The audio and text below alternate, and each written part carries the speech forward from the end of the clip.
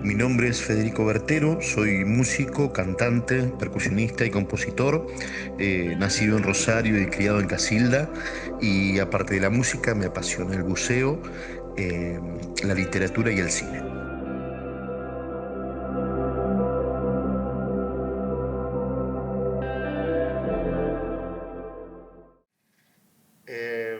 La música para mí es el elemento por excelencia que permite trascender todo tipo de barreras, las barreras idiomáticas, ideológicas, eh, generacionales, geográficas.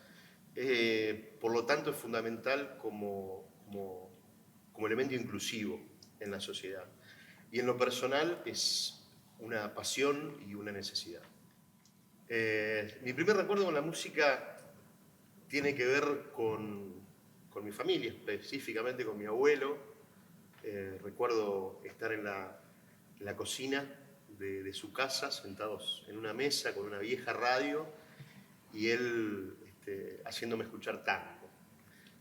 Creo que ese es el primer recuerdo fuerte y que tengo grabado de chico, sin ninguna duda. Recuerdo también eh, cantar de muy chiquito en los viajes yendo a Rosario o volviendo para Casilda, cantar en los colectivos, en los micros, un enano muy chiquito, 5 años, tengo algunos recuerdos de eso, eh, que la gente se divertía mucho y le llamaba mucha atención porque no tenía vergüenza, que muchas veces se da en los chicos eso. Eso también es un recuerdo las fiestas familiares, cantar. Siempre el canto marcó un poco mi vida desde siempre. Bueno, más allá de que mi instrumento fue y es la voz, el primer instrumento, aparte de la voz, fue una guitarra criolla, que era del esposo de mi madre, de Luis Cheli. Mis viejos se separaron cuando yo era muy chico. Y bueno, Luis tenía una guitarra, Luis era folclorista, ingeniero agrónomo, y tocaba la guitarra, tocaba el piano, cantaba muy bien. Había tenido grupos en su adolescencia de folclore que se llamaban Los Artilleros, me acuerdo. Él era de Jujuy. Y fue él el que me acercó a ese instrumento y fue también el que me enseñó los primeros acordes. De hecho, yo hoy, aunque soy un guitarrista mediocre, absolutamente mediocre, compongo desde la guitarra. Y bueno, y después fue también, aparte del canto, de la vocalización, fue la percusión, que fue un estudio que realicé también ya de más grande y que me gusta mucho, la percusión me gusta muchísimo. Pero mi primer instrumento así externo a mi cuerpo fue una guitarra. Bueno, en mi casa se escuchaba mucho tango, obviamente. Mi abuelo era fanático del tango. Se escuchaba música clásica, folclore, se escuchaba distintos géneros románticos, boleros, se escuchaba, me acuerdo, Roberto Carlos, se escuchaba ABBA. Después el rock llegó obviamente de mi mano, pero fundamentalmente el tango. El tango fue lo que más se escuchó y lo que más escuché. Sí, tengo infinidad de tangos que podría nombrar. Todo el espectro compositivo troileano, mi abuelo era un fanático. Todo lo que tenía que ver con Edmundo Rivero, del cual también yo soy un ferviente admirador, el polaco Goyeneche, tanto en su época de orquesta como de solista, Angelito Vargas, Gardel, mi abuelo era fanático de Gardel, tengo una anécdota muy, muy linda. Nosotros con mi abuelo compartíamos la pieza. Cuando yo ya era más grande, porque él roncaba, mi abuela tosía, entonces decidieron dormir en piezas diferentes. Increíble.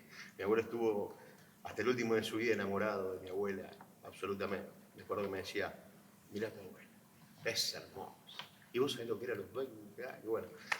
Y me acuerdo un día que estábamos en la pieza, teníamos las dos camas, mesita de luz de por medio, radio, escuchando obviamente tango, y mi abuelo me dice, Juan, porque nosotros nos decíamos, yo le decía a él Cachafaz y él me decía a mí Juan Bondiola, que son dos personajes de un tango. Me dice, Juan, ¿qué pasa? Le digo, ¿sabes una cosa? ¿Qué? ¿Viste Gardel? Sí. Mi abuelo, o sea, estamos hablando de 83 años mi abuelo, y que me digan, Gardel me aburrió después de toda una vida de escucharlo, y dice Falco, la verdad que primero me causó una, una gracia muy grande, y segundo, después, más adelante, me hizo pensar en el cambio, ¿no? En esto, primero en darse la oportunidad de cambiar a esa edad, de un gusto tan instalado, en una persona, estamos hablando, muy grande, con otra formación, y creo que eso también marcó alguna que otra decisión importante que yo tomé. Mi abuelo tenía un tango que le gustaba mucho, que yo nunca aprendí a cantar totalmente porque era muy chiquito, que se llamaba La que murió en París. Era un tango muy melodramático, pero siempre está nevando allá te suelo en París, paloma como llovía aquel invierno al llegar. Súper melodramático. Y yo recuerdo como uno de los primeros tangos que me di cuenta que a él le gustaba mucho. Y después, otro tango que le gustaba mucho, que me gusta mucho a mí, es Sur. Sur le gustaba mucho. Un tango que lo oía cantar mañana de por medio en el baño, mientras teñía los bigotes y la patilla, y muy coqueto, el viejito, hermoso. San Juan y Boedo antiguo, y todo el cielo, Pompeya y más allá la inundación, tu melena de novia en el recuerdo, y tu nombre flotando en el adiós, la esquina del herrero barro y pampa, tu casa, tu vereda y el zanjón, y un perfume de yuyos y de alfalfa que me llena de nuevo el corazón. Sur, paredón y después Sur, una luz de almacén. Ya nunca me verás como me vieras, recostado en la vidriera y esperándote. Ya nunca alumbraré con las estrellas nuestra marcha sin querella por las noches de Pompeya, las calles y las lunas suburbanas y mi amor y tu ventana, todo ha muerto, ya lo sé. Hermoso tango, hermoso. Yo creo que mi abuelo, don Ricardo Luis Revelán, fue factotum en mi vida. Fue la persona que me marcó musicalmente más allá del tango. Me marcó. ¿Por qué digo esto? Porque mi abuelo no me cantaba los tangos, mi abuelo me los contaba. Mi abuelo era una persona que, mientras transcurría la música, me explicaba la letra, me explicaba de qué venía la historia, me aclaraba alguna palabra en un fardo u otra que yo no conocía. Entonces me iba contando una historia que yo creo que es lo que todo el mundo busca cuando va al teatro, cuando va al cine, cuando va a un recital. La gente quiere que le cuenten una historia. Es fundamental esto para el artista entenderlo, porque tiene que ver con la conexión que uno logra desde el escenario hacia el público. Entonces mi abuelo me marcó mucho en ese aspecto, porque primero me dio la herramienta por el gusto musical, después me dio la herramienta de la curiosidad por la letra, y de esa forma también introdujo el bichito de la lectura en mí. Yo soy un ávido lector, disfruto mucho leyendo, y para mí es un elemento fundamental a la hora de componer, a la hora de escribir. Así que yo creo que él fue fundacional para mí en esto. También lo fue Luis Celli, el esposo de mi madre, como lo dije, porque fue el primero que me enseñó acordes en una guitarra, que hasta el día de hoy me sirven para componer. Creo que esas dos personas fueron fundacionales en mi vida. Sí. Yo creo que hay muy pocas cosas que se eligen en esta vida. No soy partidario de esa idea. Soy de la idea de que si hablamos de optar, ahí te creo un poquito más. O sea, y son dos conceptos muy diferentes. Elegir es decime cuál es el color que más te gusta. Y optar es decime cuál es el color que más te gusta entre el rojo, el verde y el azul. Yo creo que optamos porque desde un principio venimos formateados por una estructura familiar, socioambiental, que no elegimos nacer. Y es como un banquito en el cual te vas a sentar toda tu vida y desde el cual vas a observar y a responder. Entonces, yo no sé hasta qué punto se elige. Yo creo que sí, en algún momento uno empieza a tomar ciertas decisiones, pero siempre hay una estructura como un titiritero, que es el inconsciente, y que a él solamente se tiene algún que otro acceso a partir de mucho trabajo de psicoanálisis y de terapia y de introspección, pero que es el que en definitiva marca, si no las decisiones, marca el lugar desde donde tomamos las decisiones. Creo que se opta. Sí creo que uno, según la estructura que lo rodeó, se encuentra más cercano o es más afín a una cosa que otra. Pero no sé hasta qué punto se elige eso. Y tuve muchos maestros, hay que aprender, parafraseando a la canción.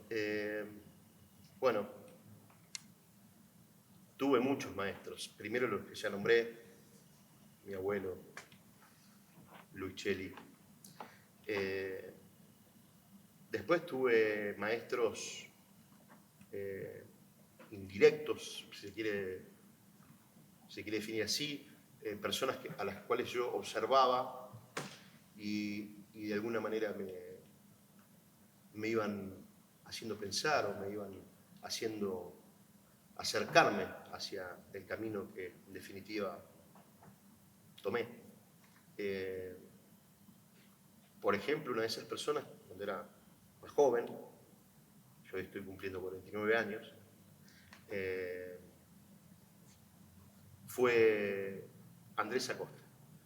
Andrés Acosta fue una persona que para mí fue un referente en cuanto a que él hacía lo que a mí me hubiese gustado hacer en ese momento. Y darme un poco eso de, o sea, no se lo propuso él, sino que en todo caso lo propuse yo, pero darme eso de che, se puede, o sea, no es tan... me acuerdo de verlo, me acuerdo de estar en el club Alumni, viéndolo, al grupo Fluor, que para mí fue una banda impresionante, impresionante, hasta el día de hoy lo sigo pensando, impresionante, canciones impresionantes. Realmente Andrés era un talento, desgraciadamente lo perdimos, creo que en el 2010 fue. Pero era un talento, yo creo que fue un talento desperdiciado, sin ninguna duda. Tanto por lo que le correspondía a él, como por lo que le correspondía a otros. Una persona absolutamente talentosa. Él fue en un aspecto un referente importante para mí. Después, qué sé yo, puedo nombrar a Lique Lotis y a Willy Cavigli, estoy hablando de mis primeros palotes, ¿no? Miguel Grosito, Fer Coria.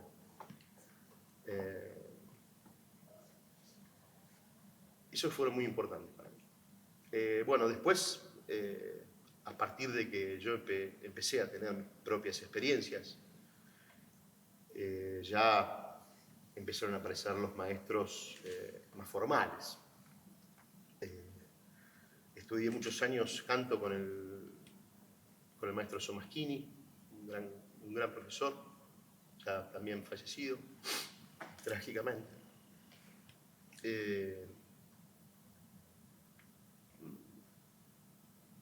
Javier Allende fue otro profesor ya en lo que tiene que ver con la percusión. Y el gran quiebre creo que tiene que ver con mi entrada al conservatorio, a la Escuela de Música de la UNR, donde a mí se me abre un panorama en lo que tiene que ver con audio perceptiva, composición, armonía, muy importante. Ahí recuerdo mucho a María Adela Martínez, al profesor Rosito, en fin. Fueron muchos. No sé si podría nombrarlos a todos, pero bueno, lo que te estoy nombrando, y perdón si me olvido de alguien, fueron referentes muy importantes. Mi primer grupo. Es como la primera novia. Mi primer grupo se llamó NN. Veníamos de una democracia incipiente, del juicio de las juntas, en fin, este nombre, no sé por qué, pero me sonó muy fuerte. En realidad era muy fuerte y lo es. Pero en ese momento no tenía todavía la plena conciencia de lo que significaba un desaparecido. Pero sí el nombre ya me hacía mucho ruido, Yo ya tenía algún que otro cruce había tenido con gente que había estado involucrada directamente con esto, como fue Eugenio Citelli, que me acuerdo que cuando saltó su nombre como colaborador del terrorismo de Estado, que yo lo confronté y le pregunté, yo había tomado la comunión, la confirmación, era un chico religioso, Acción Católica Argentina, cosas que hoy están lejísimo de mí, lejísimo. Y me acuerdo de haberlo confrontado y preguntarle si era verdad. Recuerdo que en ese momento estaba Román Renzi, el testigo que no me deja mentir. Y no, hijo, ¿cómo? Bueno, me lo negó de una forma tan categórica que supe que me estaba mintiendo. Por cómo me lo negó, que supe que me estaba mintiendo. Y no volví nunca más. Nunca más.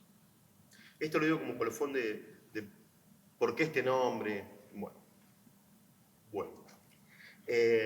NN estaba formado por Leonardo Galmarini, que hoy es doctor en guitarra, Guillermo Troviani en bajo, que hoy es contrabajista de la Sinfónica, creo que en Entre Ríos, Paraná, el Guille. Y el baterista que era, se me fue el apellido, el Beto Castelo. El Beto Castelo. Ensayábamos en una estación de servicio que no funcionaba en calle Buenos Aires y Moreno, creo, Buenos Aires y Martín, por ahí, que era de la novia, que era del padre de la novia de Beto Castelo. Y hacíamos un rock pop. Tocábamos muy esporádicamente, generalmente los 21 de septiembre, que siempre llovía, siempre llovía. pero fue la primera banda donde yo me subí ya en un rol de frontman, si se quiere, y empecé a componer. Primeras canciones, por lo menos las primeras canciones que mostré a la gente, fueron ahí. Esa fue mi primera formación. Les mando un gran abrazo a los tres. Vino Bastión. Después vino Bastión, con Miguel Grosito, Fernando Coria, Mendel Heller,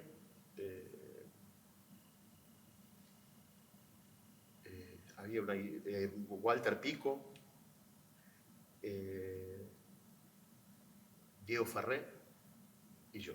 Esa fue una formación en donde hacíamos metal, y que yo aprendí muchísimo, muchísimo, porque estaba tocando con unos músicos bárbaros, y también fue un gran aprendizaje de la peor forma, porque me di cuenta que si no estudiaba canto iba a durar 2 años como mucho. Después de esa experiencia tuve que hacer una reeducación vocal, y a partir de ahí me empecé a estudiar en serio. No hubiera llegado a los 49 años cantando ni a palos si no estudiaba, porque ya hace más de 30 y pico años que bueno. Esa fue una formación que me enseñó mucho y que me marcó por lo que te estaba explicando también.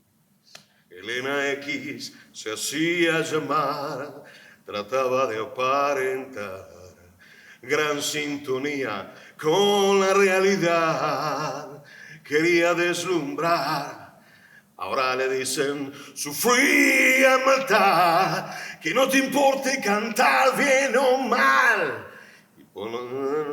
Entonces, ¿por qué hacia la oscuridad de la cual no puede volver? Alumbró hasta que no pudo más y ella aprendió a soñar. Alumbró hasta que no pudo más y ella aprendió a soñar. Eso puede ser. Viene una banda. En el medio hubo distintas cosas, pero estoy tocando como cuestiones más concretas que se armaron. Viene Montana. Montana es una banda de rock. También de mi parte con un sentido de pertenencia muy grande. Ahí componía también y había una interacción, no era el único que componía, pero había un sentido de pertenencia muy grande, en la que estaban Darío Chiocha, mi compadre, Marcelito Saraceni en batería, en bajo estuvo primero Roberto Tiepo y después entró Adrián Montes de Oca, su compadre, amigo querido, y yo. Era una banda así de rock. Ahí tocábamos un poco más seguido, ya llegamos a hacer soporte de Papo, tuvimos un escarceo un poquito más interesante. Y fue una banda que duró unos cuantos años. Me gustaba mucho. Después, bueno, tuve algunos proyectos así más de trabajo, y después vino una banda que también fue, creo que la más importante, ¿no? O más o menos, que tuve acá, que fue Cachorro Caliente, en la que estaba Ike Lotesi, que antes lo nombré como un referente, Willy Gaviglia, el Gato Gatti, que también se nos fue tan temprano y tan abruptamente, Darío Chiocha y yo. En un grupo también hacíamos rock, pop. Fue un aprendizaje muy interesante también. Tocar con Willy y que también el gato era un bajista impresionante, muy buen contrabajista, también un talento increíble. Fue muy importante, fue muy importante. Y bueno, fue una época también fue una época mía bastante oscura.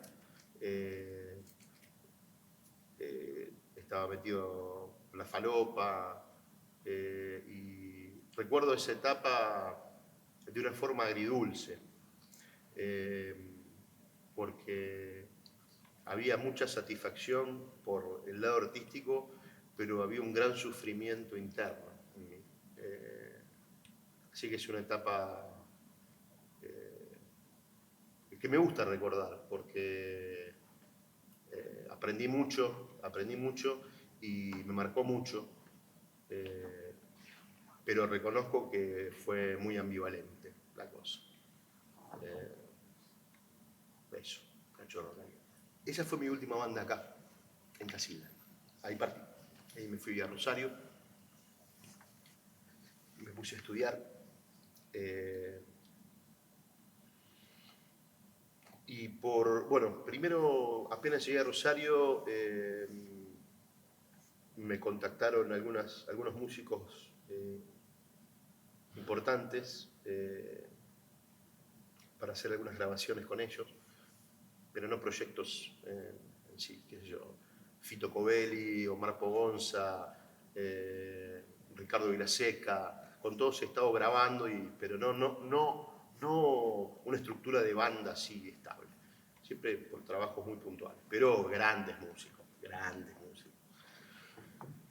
Hasta que un día, por intermedio de Loli Boeri, que en ese momento era un poco como el representante de León Gieco, tenía bastante injerencia en él, en sus shows y demás, la contratación y demás, me presenta o le hace llegar a Diego Corbalán referencias sobre mí. Ellos estaban buscando un cantante para un proyecto de una banda de rock alternativo.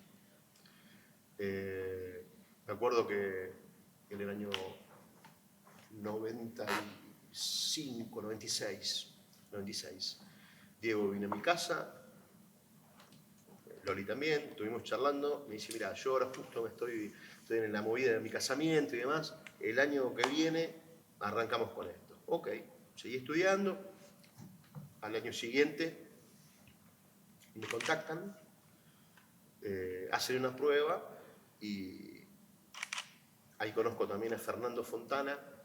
Los nombro porque hasta el año pasado, son miembros de Gato Maura Project, que es el proyecto actual mío, el más importante de todos. Digo esto porque desgraciadamente Diego falleció el año pasado, Diego Corbalán, mi hermano. Pero, o sea, son más de 20 años de amistad y de camino recorrido.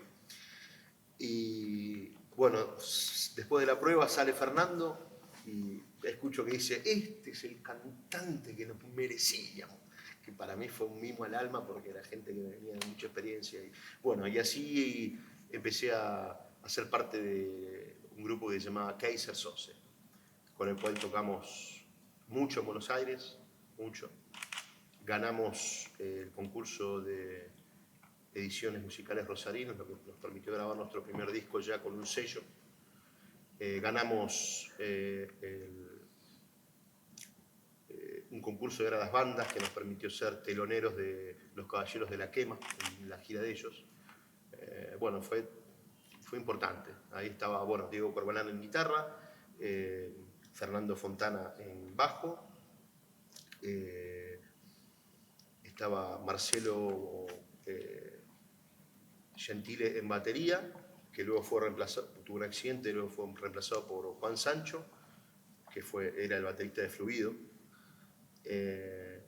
y estaba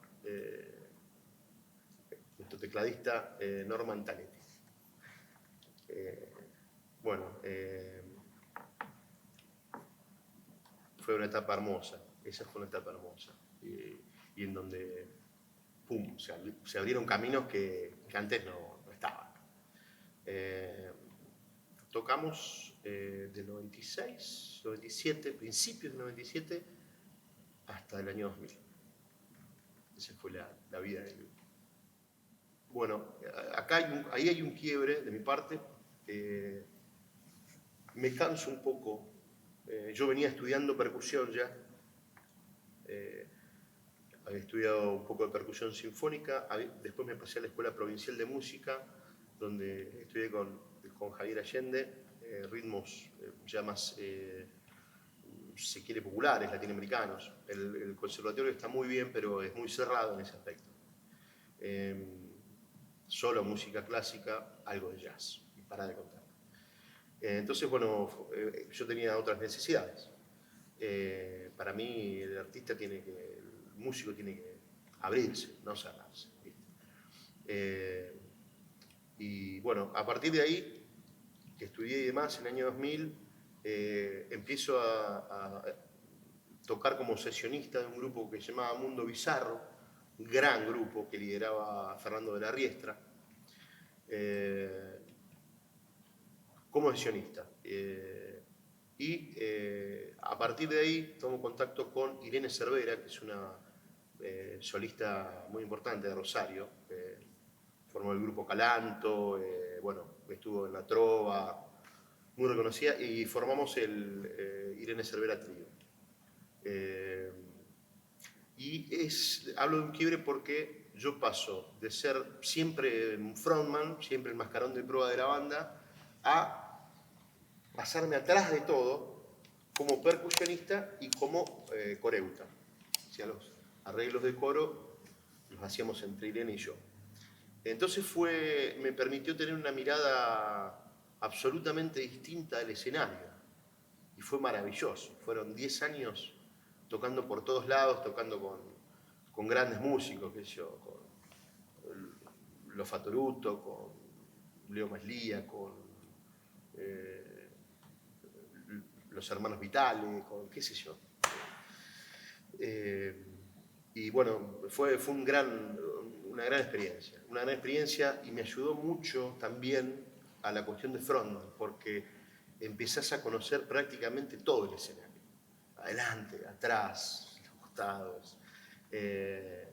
Y fue increíble. Con ellos también, en el trío, ganamos nuevamente el concurso de ediciones musicales rosarinas.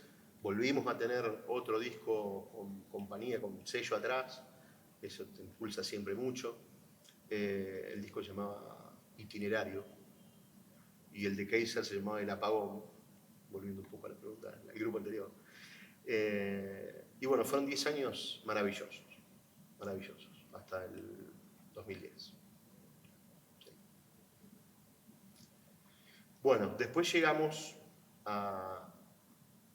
un poco a la etapa que me trae hasta hoy en día.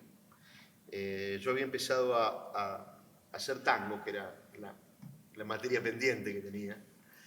Entonces, bueno, armo 2 grupos de tango. Primero, uno que se llamaba La Tango Errante, en el que nos dedicamos mucho a tocar el circuito de cárceles, eso fue muy interesante. Y armó otro grupo que se llamaba, que se llama, porque aún hoy a veces nos juntamos a tocar en algún evento o algo, se llama Federico Berterio de la Zurda Tango, de la zurda de la zurda. Que hacíamos, sí, básicamente un repertorio troiliano. Bien. Soy, como dije antes, muy fanático del tango.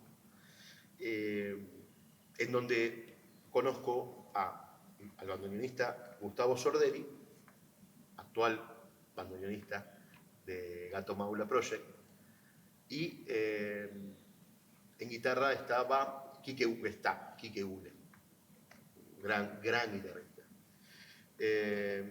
Bueno, y ahí empezamos a tocar en distintos lugares, en distintos eventos, y a mí se me presenta la necesidad también de la fusión. Era algo que yo venía craneando hace un tiempo. Entonces, bueno, surge este proyecto en donde primeramente hablo con Vito, a ver qué les parecía, De ahí nos comunicamos con Fernando Fontana, Kaiser Sose, ex Kaiser Sose, y Diego Corbalán, ex Kaiser Sose. Gente de confianza y en mi reunión. Nos faltaba un pianista. Y Gustavo tenía a la persona indicada, que es Mariano Emanuel, la pianista. Con ese quinteto arrancamos Gato Maula Project, que sin duda alguna ha sido y es el grupo que más satisfacciones me ha dado. Me ha permitido grabar varios trabajos ininterrumpidamente. Ya hace 9 años que estamos, porque en el 2012 ponele, arrancó esto. Fue una tarea de primero mucho laboratorio, mucho trabajo de postproducción, porque en realidad no había nada que yo pueda decir, esto es lo que No, la verdad que fue un meternos a revolver y a prueba de ensayo, hasta que logramos algo que nos gustaba,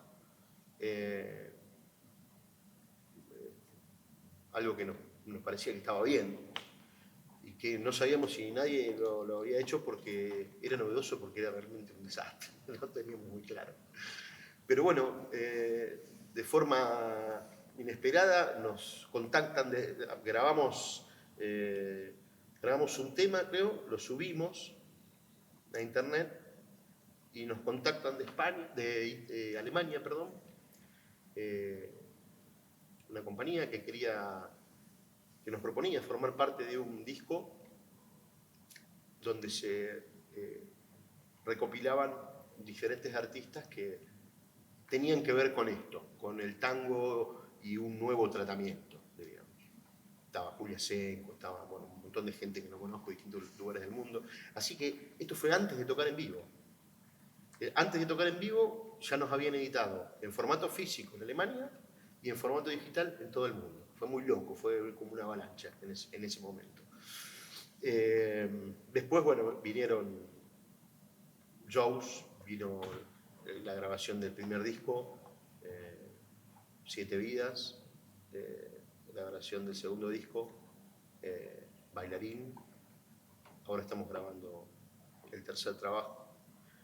Tocamos por muchos lugares del país, muchos, y tuvimos algunas giras internacionales muy interesantes. Desgraciadamente ahora somos cuartetos porque Diego Corbalán falleció el año pasado, inesperadamente. Decidimos no incorporar una guitarra. Diego no era solo guitarra. Diego era una cabeza creativa, compositiva, y estaba muy metido con lo que es la programación de nuestro grupo, y era un productor muy importante, una oreja muy importante. Así que decidimos no incorporar a ningún guitarrista y sanar las heridas solos, y creo que con el bagaje, diríamos, técnico y artístico que tenemos, podemos perfectamente hacerlo, seguir adelante. La parte humana no, la parte humana es irreparable. Las cualidades que un músico, humildemente para mí, debe tener es, en primera instancia, pasión, compromiso con esa pasión,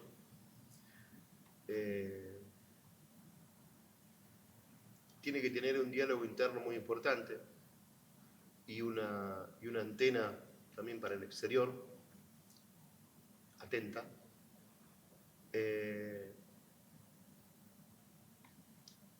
Y creo que tiene que tener cierto sentido de sensibilidad. Sobre todo para reconocer lo que a uno le pasa, pero también para reconocer lo que le pasa al otro. Que esto es un ejercicio interesantísimo para la vida, no solo para la música.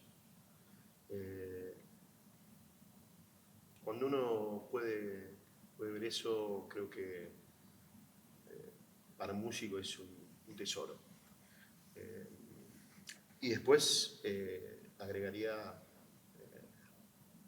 disciplina, seriedad. Los ensayos son para mí un lugar delicioso. Es uno de los lugares donde más cómodo me siento, en donde más disfruto. No solo lo que se genera musicalmente, sino lo que se genera en el grupo. Nosotros logramos una hermandad muy fuerte en Gato Maula Project. Logramos una forma de trabajo, una metodología muy interesante que es absolutamente comunitaria. Si bien la idea siempre parte de algún lado,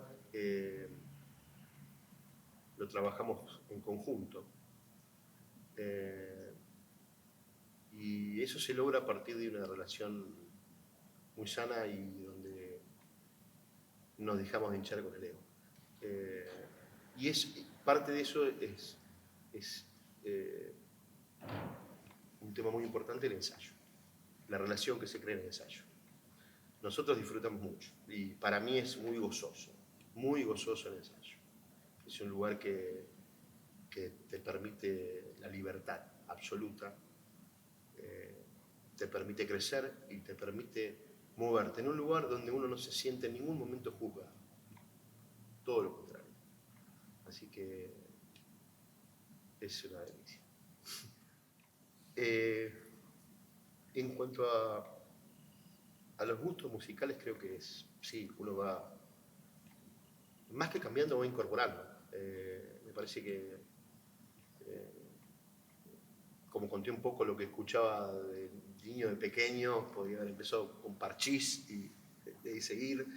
Me acuerdo también en el año 79, armar un micrófono con una escoba, una escobillón y cantar Fui hecho para Marte, de Kiss. Primero fue lo que conté y después vino, cuando ya era más adolescente, diríamos, vino el rock, el punk. Y después se fueron sumando cosas. Yo no creo que uno abandona y una cosa le agarra a otra en esto. En otras cosas sí, pero en esto no. En esto uno va como formando la dote, ¿viste? Como un capital. Se podría decir que yo fui incorporando, aparte de lo que ya describí, la música latinoamericana, la música brasilera. Brasil es increíble a nivel musical, la riqueza. Incorporé el jazz, que también me influenció mucho, por lo menos en cierto periodo de mi vida.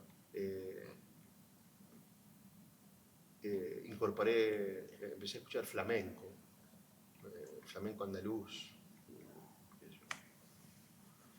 Eso fue terrible. Tomatito, Paco de Lucía, Camarón de la Isla, tantos otros, ¿no? Increíble. Hip hop, tiene unas cosas increíbles el hip hop.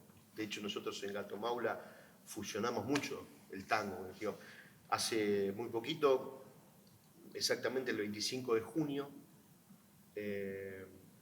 hubiese sido el cumpleaños de Diego Corbalán y bueno, decidimos presentar ese día un video sobre uno de los temas que va a integrar nuestro nuevo trabajo, que se llama, el tema se llama Pateando Lento, y también tiene una parte ahí de hip hop. Es muy interesante este video porque lo actúa el hermano de Diego, es un actor que vive en Buenos Aires, Estanislao Corbalán, gran actor, y una bailarina clásica, como es Victoria Kleiman. Nosotros apostamos mucho a ese género dentro de nuestro grupo. Y después, bueno, qué sé yo, después pop, luego el pop, música, world music que le llaman, música étnica, todo eso se fue agregando, todo eso se fue sumando, todo eso se fue metiendo en la coctelera, en el arcón que te permite ir a buscar después. Tac, tac, ¿viste? En el que te permite contar con recursos a la hora de componer, a la hora de escuchar también. Escucharse es fundamental, grabarse es fundamental por el hecho de escucharse. Uno aprende increíblemente de eso. Sí, creo que por ahí podría andar la cosa. Yo no quiero tanques rojos avanzando por mi barrio una mañana, ni una revolución de mayo en homenaje al rey de España. La historia engaña a Dios. Salve América, mundo feliz. Sostenerse económicamente. Lo más difícil para un músico es sostenerse económicamente, poder vivir dignamente de la música, de su arte. Eso es sin ningún lugar a dudas lo más difícil para un músico. Bueno, una que fue muy loca. Estábamos en México haciendo una gira por la Riviera Maya. Habíamos estado tocando, la última vez habíamos estado tocando en Playa del Carmen, nos habíamos acostado tarde, estábamos durmiendo. Era muy temprano, y me acuerdo que viene Vito Gustavo Sordelli, el organista, y me llama. Gordo, ¿qué pasa, Vito? Está Migraciones afuera, que quiere hablar con nosotros. ¿Qué? Sí, está Migraciones afuera, que quiere hablar con nosotros. Bueno, sí, la remera, Mayo, Jota, estábamos en Cancún. Salimos. Bueno, estaba Migraciones, efectivamente ahí, un grupo de 4 personas de Migraciones. Tráfico, chata. Bueno, hola, ¿qué tal? Se presentaron, empezaron a preguntar cuándo habíamos llegado, dónde veníamos, qué estábamos haciendo, todo. Bueno, todo bien hasta ahí. Nos pidieron los pasaportes y en ese momento los revisan y nos dicen la frase que no quiere escuchar. Menos de Migraciones y menos en México. Nos van a tener que acompañar. Así que nos cargaron en una Traffic que era, me acuerdo, toda negra, los vidrios enrejados y tapados con papel de diario, o sea, en un sótano, y 3 tipos adelante mirándonos para atrás a nosotros, así con cara de malo. Nos llevan a Migraciones y nos explican, porque hasta ahí nadie nos había dicho nada, nos explican que había habido una denuncia de que nosotros estábamos trabajando en forma irregular, o sea, sin ningún otro tipo de autorización, y que eso no se podía, que era un delito, y que y bueno, estuvieron como 3 horas. Yo creo que lo que están esperando era que le larguemos una chispa, una astilla, porque es muy loco esto. En México, adelante de muchas comisarías, de esta delegación también, ¿qué hay en la calle? Cajeros automáticos. Un detalle. Entonces te agarran un gil, te lo apretan, y generalmente son gringos, o sea, yanquis, y dicen, bueno, ¿vos querés terminar en Chetumal en la cárcel? No, por favor. Bueno, andá a hablar con tu papito que te transfiera. Entonces van, le transfieren y los chicos se quedan con un dinero. Esto es muy, muy así. Bueno, cosa que no iba a pasar con nosotros. Nos separan, nos interrogan por separado, una cosa muy cinematográfica. Bueno, a las 3 o 4 horas nos logramos comunicar con la productora, llega el abogado, deja todo en claro, con papel y todo, que no era así. Nosotros estamos contratados por una productora uruguaya. Bueno, y nos sueltan. Al otro día nos enteramos que la falsa denuncia había estado hecha por un integrante de una compañía de baile de Cancún, una compañía de baile de tango, que evidentemente se sintió como amedrentado, amenazado por nuestra presencia ahí, por la cuestión laboral, y bueno, decidió hacer esta jugada.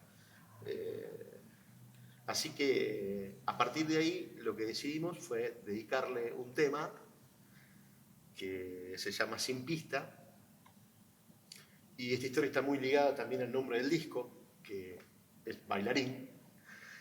Así que fue una anécdota que nos ayudó mucho a, como diría Freud, sublimar.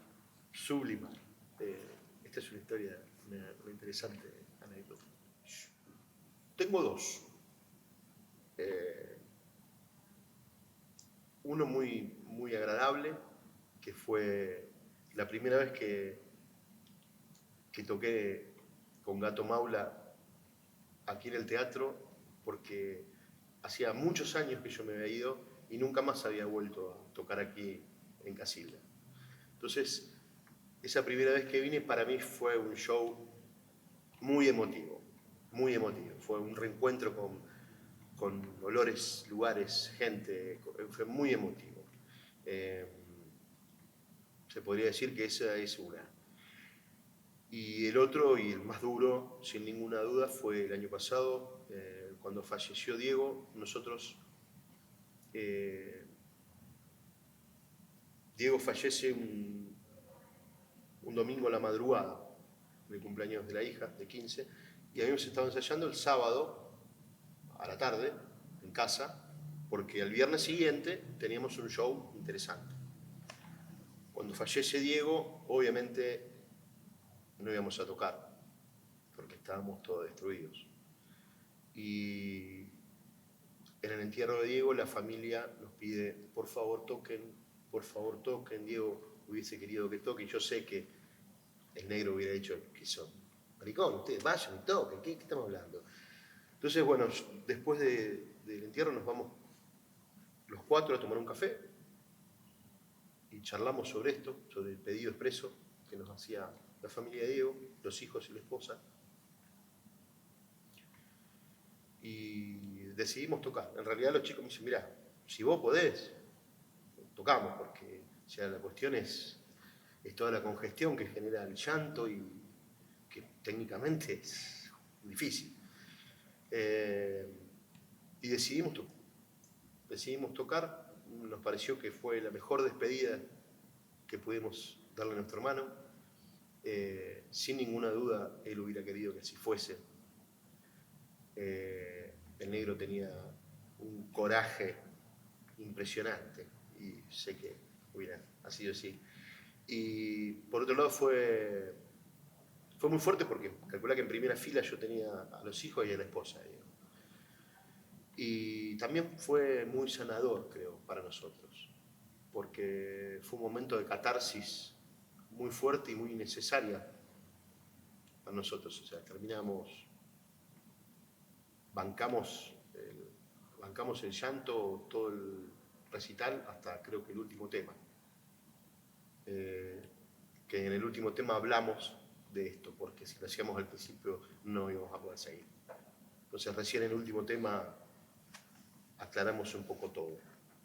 Ese fue, yo creo que el show más conmovedor y más difícil de mi vida.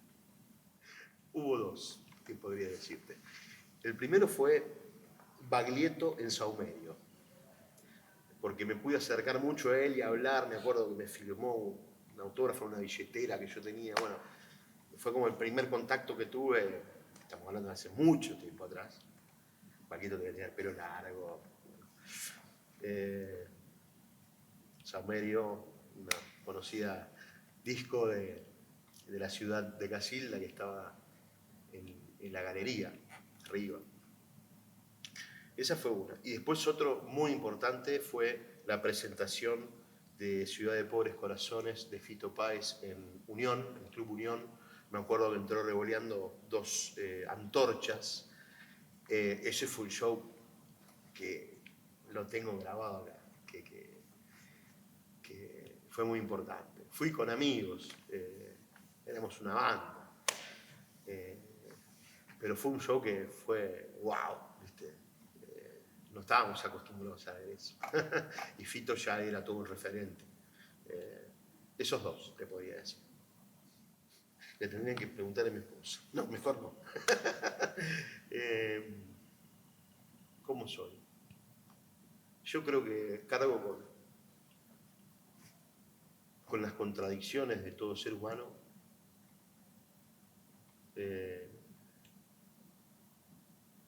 soy un tipo que creo que tengo conciencia social, me importa el otro, sobre todo me importa el que le está pasando mal. No se puede ser feliz entre infelices, no se puede. Soy un cabrón, soy apasionado,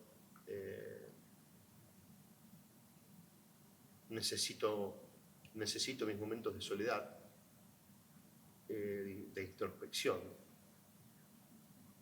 Soy muy sensible, muy sensible.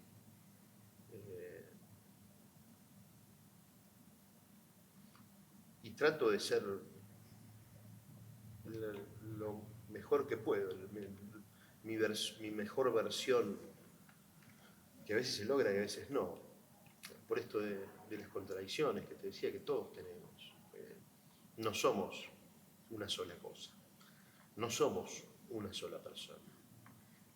Somos, bueno, la última caracterización científica es Homo sapiens demens, o sea, capaz de lo mejor, de crear, y capaz de lo peor, de destruir. Creo que eso está en nuestra naturaleza. Sartori, muy interesante, Sartori dice que ya no somos más Homo sapiens demens, que a partir de que se nos entrega todo tan masticado, tanto contacto con la pantalla, hay un paso que se omite en el cerebro, que es el de generar las propias imágenes. Entonces él nos categoriza, Sartori murió hace poco, como Homo videns, el hombre que ve. Y creo que tenemos esas dos características. Somos capaces de lo mejor, somos capaces de lo peor y nos guiamos mucho por lo que entra por los ojos. Todo eso está en mí.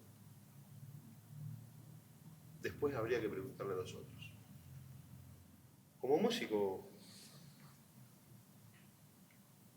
un continuo aprendiz que tuvo la suerte de conocer a cierta gente y de poder conectar y de poder crear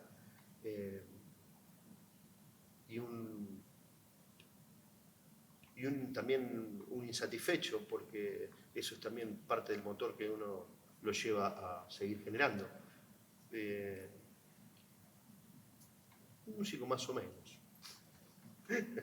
Un músico más o menos.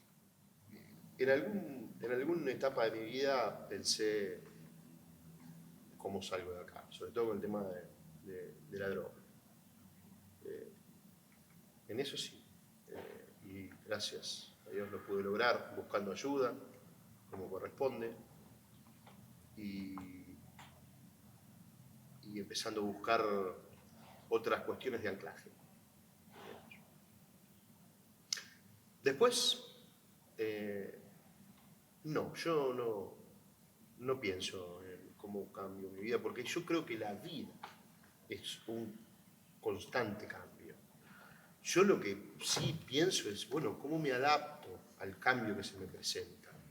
Porque yo no creo que, como te dije antes, no hay muchas decisiones per se puras en esta vida. Digo, sí se opta, pero yo creo que hay cambios que irremediablemente nos atraviesan y hay que adaptarse a eso, hay que buscar la forma de adaptarse. Más allá de una cuestión darwiniana lo estoy planteando, o sea, estoy planteando la forma en tratar de mantener cierta armonía y ser feliz. Anoche, hablando con un amigo, me pasó un video de Facundo Cabral, un amigo aquí de la ciudad, y a donde el tipo decía, el hombre que trabaja de lo que no le gusta es un fracasado, más allá de que triunfe, y es un desocupado. Y el pan que lleva a su casa es pan envenenado. Esto es muy fuerte.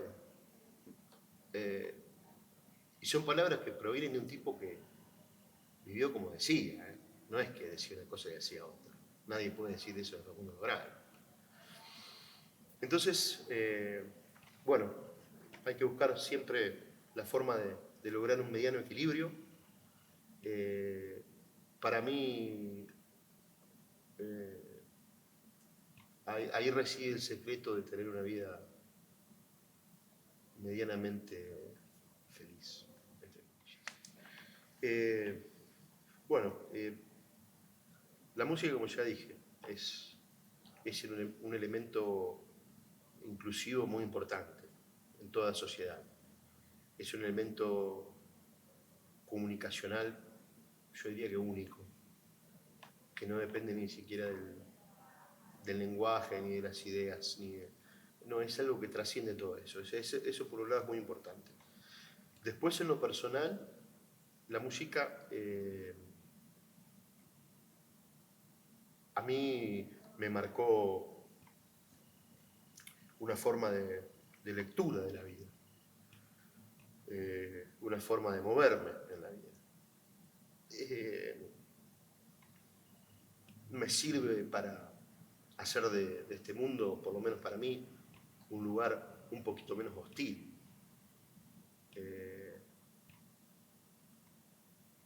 Y me sirve como elemento lúdico, con mis hijos, ni hablar, pero conmigo también, jugar conmigo, jugar. A escravidão permanecerá por muito tempo como a característica nacional do Brasil. Elias valeu por nuestras grandes solidões, una grande suavidade. Chico Buarque tiene puesto los anteojos que dejé sobre un cuaderno con su rostro, iluminando el cuarto, algo entrando en la mañana, carabelas de la nada, carabelas nadas, nada, chocan, se hacen trizas sobre el aire. Lo del tango es una idea que me toca aunque no quiera. Una chica sube un taxi, Caballito, Buenos Aires. Muere un tipo en Mataderos, un balazo en un aguante. Brilla el asfalto sobre el abasto y tu recuerdo se transforma en algo más. Joven para morir, viejo para empezar, mi tiempo se escapa como agua en las grietas. Cuánto como duele este vivir, cuánto dolor puedo aguantar. Vos, flor de mi vida, siempre estuviste aquí. Todas mis verdades se vuelven mentiras. Ay, vos, flor de mi vida, siempre estuviste aquí. La voz, Potro de Rabia y Miel, de Camarón de la Isla, Noches de Norte, de Caetano Veloso, El Indio y los Fundamentalistas del Aire Acondicionado, Joe Zawinul, mediados de los 90, Parque España, El Poder del Perro, El Padrino, Pardelas, en Península de Valdés, El que lleva al mar. Ya sé por qué